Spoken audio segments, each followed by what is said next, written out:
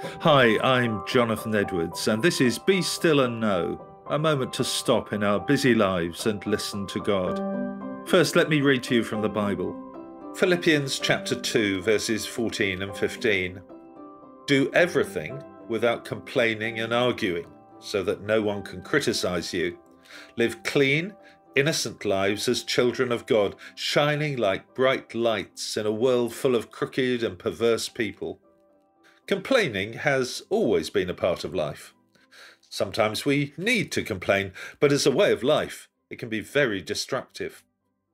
It's been wisely said that complaining doesn't solve problems, it only attracts them. Complaints were clearly a feature of the church in Philippi, and Paul is eager that they should stop. His comments remind us of the people of Israel during their 40 years in the wilderness. Even though they'd observed God miraculously leading them out of slavery in Egypt, it wasn't long before the complaints began. Complaining and arguing are destructive in every way. Paul challenged his readers to live in such a way that they couldn't be criticized, because that could only damage their Christian witness.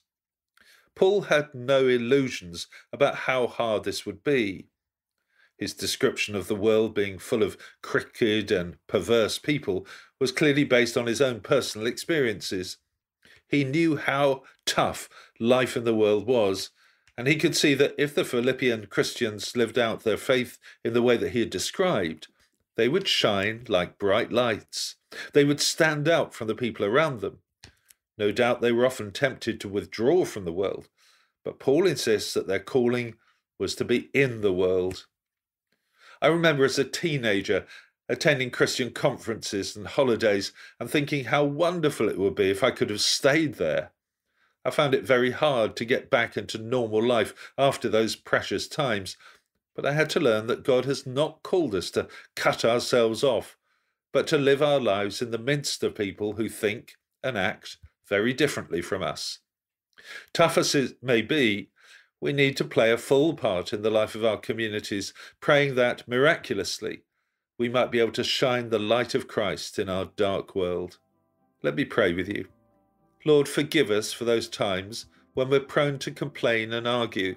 Fill us with your Spirit today, so that we'll be able to shine for you, however tough life might be.